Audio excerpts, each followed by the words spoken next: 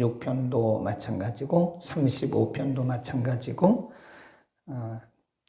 특별히 다윗이 어떻게 악인들의 그런 모함, 조롱, 무고한 고통을 가하는 그런 환경을 이길 수 있었는가. 중요한 것은 지속성이 있었다는 거죠. 다윗의 신앙은 지속성이 있었습니다. 하나님을 예배하는 것도 지속적이었고, 기도하는 것도 지속적이었고, 또 악인들의 그런 모함과 고난을 이기는 것도 지속적이었다. 그래서 우리가 하나님께서 다윗을 통해서 우리에게 가르쳐 주시는 거예요. 다윗이 훌륭한 것이 아니라 하나님이 다윗이라고 하는 사람을 샘플로 세워놓으시고 우리가 그렇게 살도록 우리에게 본을 보여주신 것이다. 늘 말씀을 드리지만 우리가 환경이나 조건이나 사람에 상관없이 우리의 믿음의 중심이 흔들림이 없을 수 있다면, 흔들리지 않을 수 있다면 그 사람은 믿음의 중심이 견고하다. 그리고 성숙한 사람이다. 좌고우면이란 말을 우리가 여러 번 썼는데 좌촉받다, 우촉받다, 흔들리는 것을 좌고우면한다 그래요. 또 우리의 신앙의 중심이 견고하지 못할 때는 지속성이 약합니다. 그러니까 지속신앙이라는 게 지속성이 있어야 되거든요. 환경이나 조건이나 사람에 관계없이 하나님 바라보고 지속성 있게 쭉 갈 수 있으면 그 신앙은 굉장히 건강한 신앙이고 또 성숙한 신앙이고 그런 신앙이 바로 믿음을 뿌리로 하나님께 믿음을 뿌리로 내린 그런 신앙이다. 우리 다윗을 통해서 배우는데 오늘도 이 악인들이 형통함을 볼 때 우리가 때로는 분노할 수 있거든요. 또 악인들이 형통한 것을 볼 때 우리가 때로는 낙심할 수도 있어요. 때로는 부러워할 수도 있어요. 그런 거 없이 어떻게 믿음의 중심을 지켰나. 오늘 본문에 보면 악인들의 결말에 대해서 말씀을 합니다. 35절에 보면 내가 악인의 큰 세력, 거기다 줄거 놓으시고요. 큰 세력이라고 하는 것은 물질적 흥왕, 또 권세, 막 이런 것들 얘기하는. 일시적으로 불이 막 이렇게 타오르듯이 악인들은 일시적으로 재물도 늘어나고 또 권세도 높아져요. 그때 이제 의인들이 흔들리는 거죠. 그런데 그 결과를 보니까 이렇게 말씀해요. 큰 세력을 본즉 그 본토의 섣부른 나무의 무성함 같다. 36 시작. 거기다 줄거 놓으세요. 우리말 성경에는 그러나가 빠졌잖아요. 근데 영어 성경에 보면 그러나가 앞에 있어요. but 이렇게 but. 내가 악인의 큰 권세를 본즉 그 본토의 섣부른 나무의 무성함 같으나 그러나 사람이 지날 때에 저가 없어졌으니 내가 찾아도 발견치 못하였도다. 그러니까 악인들의 형통함이나 악인들의 무성함은 일시적이라는 거예요. 한때는 재정이 늘어나고 재물이 늘어나고 권세가 높아지고 이랬는데 어느 날 그것이 사라진다. 일시적이다. 그 다음에 38절 시작. 범죄자들은 함께 멸망하리니 악인의 결국은 있어요 없어요? 없습니다. 끊어진다 그 말이에요. 거기도 but 앞에 but 그러나 나와요. 완전한 사람을 살피고 정직한 자를 볼지어다 화평한 자의 결국은 평안이다. 그러나 38절 그러나 범죄자들은 함께 멸망하리니 악인의 결국은 끊어질 것이다. 악인은 끝이 없다 그래요. 끝이 없어요. 그러니까 종말이 불행하다 그런 얘기입니다. 그러니까 의인들은 이제 곧 뒤에 보겠지만 하나님을 경외하는 사람을 의인이라고 그래요. 하나님을 경외하고 말씀대로 사는 사람을 의인 그럽니다. 도덕적, 율법적, 윤리적 의인을 말하는 게 아니에요. 도덕적, 윤리적 의인이 말씀하는 게 아니고 하나님을 의지하고 신뢰하고 말씀대로 살아가는 자들, 이런 의인들은 미래가 있어요. 하나님이 책임을 지시고 하나님이 보상을 하세요. 근데 악인들은 미래가 없어요. 그런 얘기입니다. 그 다음에 그러면 의인들은 어떠한가? 24절 저는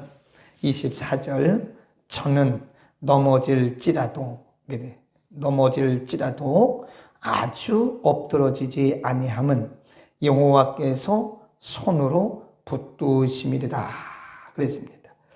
하나님의 손으로 그를 붙들어 세우심이리다. 그 영어 성경에 보면 붙들어 세우심이다 이렇게 되어 있어요. Uphold with his hand. 그 의인은 넘어질지라도 아주 넘어지지 않는 이유는 하나님께서 뭐 한 거예요? 엎드렸지만 일으켜 세우시기 때문이다. 그런 얘기입니다. 뭐 의인이 넘어지지 않겠습니까? 넘어질 수 있죠. 넘어질지라도 하나님께서 넘어진 상태에서 다시 일으켜 세우시기 때문이다. 29로 갑니다. 29 시작. 의인이 땅을 차지하며 거기 영영이 거할 것이다. 하나님이 의인들에게는 그 유산을 주신다. 땅을 유산으로 주신다. 그렇게 되어 있어요. 하나님이 의인들에게는 땅을 유산으로 주신다. 그러니까 이 세상, 땅이라고 하는 것은 이 세상을 의미할 수도 있고요. 하나님의 영역을 의미합니다. 하나님의 영역. 하나님이 통치하시는, 하나님이 이 세상에 통치하시잖아요. 하나님이 통치하시는 중에 그 통치의 영역을 누구에게 맡기느냐? 의인들에게 맡긴다는 거예요. 옳은 사람에게 하나님이 맡기시는 거예요. 즉 우리가 이렇게 말씀을 전하고 물이 바다를 덮음같이 하나님의 나라가 이 땅에 임하기를, 이런 사역도 사실은 하나님의 영역이란 말이에요. 그런 영역을 누구에게 맡겨요? 의인에게 맡기는 거예요.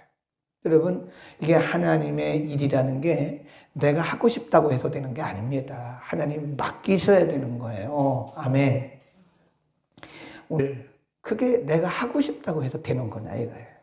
하나님의 영역이에요. 그게 하나님이 하셔야 할 일들을 하나님께서 우리에게 맡겨주시는 거, 이렇게 뚝뚝 이렇게 나누어가지고 이 사람에게 저 사람에게 이렇게 조금씩 나눠주는데, 하나님의 영역을, 하나님의 통치 영역을 하나님께서 누구에게 맡기시느냐? 바로 의인, 하나님께서 보시기에 합한 사람들에게 맡기시는 거예요. 악인들은 거기에 분깃이 없어요. 아무리 돈이 많고 아무리 권력이 있고 아무리 지혜와 지식이 있어도 악인들은 거기에 분깃이 없습니다. 그러니까 오늘 우리가 어떤 분야에서 얼마만큼의 일을 하든 하나님의 사역을 하는 것은 하나님이 우리를 인정하셨고 하나님 우리에게 맡기셨다고 하는 의미입니다. 돈이 10조가 있으면 뭘 합니까? 그건 의미가 없어요. 10조가 있어도 그것이 하나님의 영역에서 쓰임받을 때 그 의미가 있는 거지, 10조는 의미가 없죠. 종이 조각이지 그 의미가 없어요. 하나님은 이 소중한 성역을, 하나님의 영역에 일하는 그 미니스트리를 성역 그럽니다. 하나님의 거룩한 사역을 아무에게나 맡기는 게 아니에요. 예수님 당시에 뭐 사람들이 없었나요? 근데 예수님은 12명을 딱 뽑아서 그들에게 제자의 사역을 맡기신 거예요. 인간의 기준도 아니에요. 그냥 하나님이 원하시는 자에게 맡기시는 거예요. 오늘 하나님께서 우리를 어떤 모양으로 쓰시든 우리는 하나님의 영역을 맡은 자들입니다. 아멘. 그래서 오늘 우리는 감사함으로 그 일을 감당해야 되는 거예요. 아무나 맡기는 게 아닙니다. 그 다음에 이 32절로 갑니다. 32, 33 시작. 악인이 의인을 엿보아 살해할 기회를 찾으나 여호와는 저를 누구예요? 의인이죠. 의인을 그 손에, 악인의 손에 버려두지 아니하시고 재판 때도 정죄치 아니하시리로다. 37 시작. 완전한 사람을 살피고 정직한 자를 볼지어다. 화평한 자의 결국은 평안이다. 하나님 의인들에게는 샬롬의 복을 주십니다. 이스라엘 백성들은 예나 지금이나 샬롬을 최고의 축복으로 알아요. 최고의 복으로. 그래서 성경에 보면 평안의 복 얘기하거든요. 하나님이 의인들에게는 샬롬의 복을 주십니다. 여러분, 이게 샬롬이라는 게 굉장히 중요한 거예요. 인간에게 물론 건강도 필요하지만 샬롬은 이 건강보다 더 폭넓은 하나님의 복입니다. 그래서 샬롬은 영혼육이, 또 우리 인간적으로 말하면, 개인적으로 말하면 지정의, 이것이 균형을 이룬 상태를 말하는 거예요. 균형. 우리가 아무리 건강하면 뭘 합니까? 할 일이 없으면 뭘 하겠어요? 또 우리가 할 일이 있는데 건강하지 못하면 뭘 하겠어요? 우리가 아무리 공부를 많이 하고 좋은 대학을 나오면 뭘 해요? 할 일이 없는데, 또 건강이 없는데, 또 우리가 지식과 경험이 아무리 많으면 뭘 해요? 나를 써주는 사람이 없는데, 그러니까 이런 등등등등 해가지고 영혼육, 지정의, 이런 모든 것들이 이 밸런스, 이 균형을 이룬 평화의 상태를 샬롬 그럽니다. 하나님은 하나님의 백성, 하나님을 의뢰하고 하나님을 믿고 하나님을 바라는 자들에게 무슨 복을 주세요? 샬롬의 복을 주신다. 그러니까 오늘도 우리가 기도할 때 하나님 앞에 샬롬의 복을 구하세요. 뭐 이것저것 다 필요하지만 중요한 것이 균형을 맞추면 자녀들도 평안하고 남편도 평안하고 아내도 평안하고 이 모든 이 샬롬의 복을 우리가 구해야 되는 것이다. 그 다음에 쭉 내려가면 39 시작. 의인의 구원은 여호와께 있으니 그는 환난에서 저희 산성이 이실모다. 40 여호와께서 저희를 도와 건지시되 악인에게서 건져 구원하심은 그를 의지한 연고로다. 하나님은 이거를 한마디로 말하면요, 하나님은 의인 편에 서신다, 그런 뜻입니다. 의인 편을 들어주신다. 우리가 이렇게 보면 그 복싱 권투를 하잖아요. 복싱 하는데 권투 선수들이 링 위에 올라가, 링 위에서 뭐 나름대로 연습하고 훈련한 기량을 다 발휘해가지고 막 합니다. 이 펀치도 날리고 뭐 왈라다다 합니다. 자기들은 자기가 이겼다고 생각하는 거예요. 근데 내가 이겼다고 생각해서 내가 이기는 게 아닙니다. 거기에 주심이 있어요, 주심. 주심이 다 보고 있어요. 이 두 사람을 다 보고 누가 법적으로 했는가, 누가 법대로 했는가, 누가 더 기량을 발휘했는가, 이런 것들을 다 보고 점수를 매기고 있어요. 그 주심이. 그리고 마지막에 점수를 딱 매겨요. 그리고 누구의 손을 들어주느냐. 그 주심에, 그리고 그 법적인 테두리 안에서 판정한 점수를 가지고 주심이 이긴 자에게 손을 번쩍 들어주는 거예요. 이 세상에 악인과 의인이 섞여 살고 있어요, 지금. 그러니까 때로는 의인들이 악인들에게 고통당하는 거죠. 악인들은 자기들이 승리한다고 믿는 거예요. 자기들이 옳다고 믿는 거예요. 그러나 하나님이 주심이십니다. 하나님이 하나님의 법대로 다 점수 매기고 계세요. 그래서 하나님이 반드시 누구의 손을 들어주세요? 의인 편을, 의인의 손을 들어주신다. 자, 그래서 결론적으로 34절에 보면 악인들이 형통하는 그런 세상에서 너무 불평하고 또 낙심하고 분노하고 부러워하고 그러지 말고 34 읽습니다. 시작. 여호와를 바라고 그 도를 지키라. 바라고 거기다 줄 그어놓고요. 어떤 번역에는 이렇게 되어 있습니다. 여호와를 기다려라. 그리고 그의 법을 지켜라. 바란다. 그 말은 하나님을 기다린다는 뜻이에요. 기다려. 하나님의 공의, 하나님이 주심이시잖아요. 하나님이 판단하시는 자잖아요. 하나님이 공의로운 재판장이시잖아요. 그 하나님의 판결을, 하나님의 판정을 기다리라는 거예요. 하나님을 기다려라. 그리고 그 도를 지켜라. 그리하면 너를 들어 땅을 차지하게 하실 것이라. 악인이 끊어질 때 내가 목도할 것이다. 그 악인이 어떤 악인이에요? 한때는 매우 번성하고 또 형통했던 것처럼 보였던 그 악인. 그 악인들이 망하는 것을, 악인들의 넘어짐을 내 눈으로 직접 보게 될 것이다. 그러니까 1절, 2절, 3절에서 다윗을 통해서 한 말씀이 악인들을 인하여 악인들의 형통함을 부러워하지 말고 분노하지 마라. 대신 뭐 하라는 거예요? 하나님을 기다려라. 그러면 재판장이신, 공의로우신 재판장이신 그 하나님께서 반드시 의인의 손을 들어주신다. 아멘. 그런 겁니다. 하나님을 기다려야 돼. Wait for the Lord. 하나님을 바라라. 그런 부분을 영어 성경에서는 wait for the Lord. 주님을 기다려라. 주님을 기다려라. 그래야 하면 그분이 그분의 시간에 반드시 의인의 손을 들어주시고, 그 다음에 25절에 보면 이런 말씀합니다. 내가 누구예요? 다윗이. 내가 어려서부터 늙기까지 의인이 버림을 당하거나 그 자손이 걸식함을 보지 못했다. 이게 하나님의 공의예요. 이게 다윗이 누구한테 들어서 한 말이 아닙니다. 다윗이 어떤 책에서 보고 읽고 한 말도 아닙니다.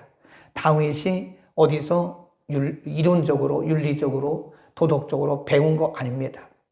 경험입니다. 경험. 다윗이 자신의 경험, 어려서부터 그 왕이 되어서 나라를 통치할 때 다윗은 이미 어마어마한 고난과 모함과 또 조롱과 고통을 많이 받았어요. 그 중에서도 믿음의 중심을 지키고 하나님을 바라봤더니 하나님이 분명히 다윗이 망할 줄 알았어요. 그 당시로 볼 때는 다윗이 망하고 다윗이 아주 부끄럽게 인생을 끝날 줄 알았는데 하나님이 다윗을 이렇게 세우시고 악인들은 다 멸하셨어요. 그걸 보고 자기의 삶의 현장에서 그것을 보고 자기의 경험을 바탕으로 해서 한 말이에요. 내가 어려서부터 의인이 망하는 걸 못 봤다. 의인의 자녀들이 걸식한다는 말은 얻어먹는다 그런 뜻이에요. 근데 그런 걸 못 봤다. 하나님이 반드시 의인 편에서 의인의 손을 들어주신다는 하나님의 이걸 뭐라 그래요? 하나님의 궁극적 통치, 하나님의 궁극적 승리라고 말합니다. 우리는 이걸 믿는 거예요. 궁극적으로는 반드시 의인이 이겨요. 그러니까 과정 가운데서는 때로는 뭐 이게 혼잡스럽게 보일 수 있죠. 때로는 이 과정만 보면 때로는 혼돈될 수도 있어요. 뭐가 뭔지 잘 모를 때가 있어요. 그러나 하나님은 궁극적 승리를 주시고 궁극적 통치자이기 때문에 우리 그거를 믿어야 되는 거예요. 로마서 8장 28절이 그 말씀 아니겠어요? 하나님이 뜻대로 부르심을 입은 자들에게 있어서는 모든 것이에요. 모든 것. 혼돈스럽게 보이지만 이 모든 것들이 뭐해서 합력이란 말은 이런저런 일들이 다 이렇게 합쳐져서 그 말이에요. 합쳐져서 하나님의 선인데 이 영어 성경에 보면 His own will, 하나님의 목적 그렇게 되어 있어요. 하나님의 목적을 이룬다. 그래서 우리는 그것을 뭐라고 그래요? 궁극적 통치, 궁극적 승리.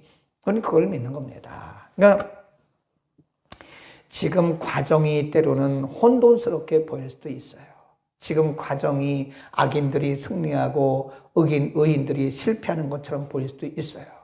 네. 저는 그래봤자 아무리 그렇게 해봤자 의인들이 때로는 짓눌리고 악인들이 득세하고 아무리 그래봤자 그러는 것처럼 보일 뿐이지 과정일 뿐이지 하나님은 반드시 공의로 이 나라를 통치할 것이고 하나님의 의가 세워질 것이다. 하나님의 종들, 눈물로 기도하고 금식하는 종들, 하나님의 백성들의 기도가 얼마나 많은데요. 하나님이 그 기도와 그 노력과 그 수고를 결코 헛되게 하지 않습니다. 그러니까 우리는 그분을 바라보면 되는 거예요. 34절 말씀처럼 여호와를 바라고 기다리면 하나님 반드시 그렇게 해줄 것입니다. 이기게 하실 거예요. 개인적으로도 마찬가지. 개인적으로도 우리가 때로는 우리에게 다가오는 여러 가지 일들이 우리를 아프게 하고 때로는 염려 가운데 빠지게 하고 때로는 우리를 혼돈스럽게 합니다. 내가 열심히 이렇게 기도하고 열심히 주를 섬겼는데 나타난 결과가 어떤 때 아닌 것처럼 보일 것뿐이에요. 아닌 것처럼 보이지만 그게 끝이 아니라 하나님은 여전히 우리를 붙들고 계시고 우리는 그래서 하나님을 바라볼 필요가 있는 것이다. 아멘. 기도하겠습니다. 걸어가신 우리 아버지, 다윗을 통해서 우리에게 가르쳐 주시고 우리에게 샘플로 보여주심을 감사합니다. 다윗 때나 우리 시대나 역시 세상은 악인들이 득세하는 것처럼 보이고 악인들이 판을 치는 것처럼 보일 때도 있습니다만은 그러나 하나님께서 공의로운 재판장이시오 하나님께서 궁극적으로 의인들에게 승리 주실 것을 분명히 믿습니다. 오늘 34절의 말씀처럼 하나님을 바라보게 하시고 하나님을 기다리게 하시고 하나님의 법을 하나님의 말씀을 지키는 의인들이 하나님의 백성들이 이 땅 곳곳에 수없이 일어나게 하여 주옵소서. 정치, 경제, 사회, 문화, 교육, 군사 모든 면에 하나님의 공의가 이루어지게 하시고 공의가 바로 서게 하시고 불의와 불법이 이 땅에 득세하지 않도록 하나님이 이 나라 민족 긍휼과 자비를 베풀어 주옵소서. 하나님 기도하고 날마다 새벽마다 이곳저곳에서 금식하며 눈물로 부르짖는 주의 백성들, 주의 종들의 기도를 받으시고 이 땅에 주의 은혜를 베푸시며 주의 세우신 교회들마다 곳곳에서 복음으로 일어나 서게 하여 주옵소서. 오늘도 가정에서 그리고 교회에서 하나님 말씀 듣고 믿음으로 하나님 앞에 나아가는 주의 권속들 일일이 은혜 주소서. 이 혼돈된 세상 가운데 믿음의 중심을 잃지 아니하고 꿋꿋하게 견고하게 서서 주님을 섬기도록 은혜 베풀어 주옵소서. 예수 그리스도의 이름으로 기도드립니다. 아멘.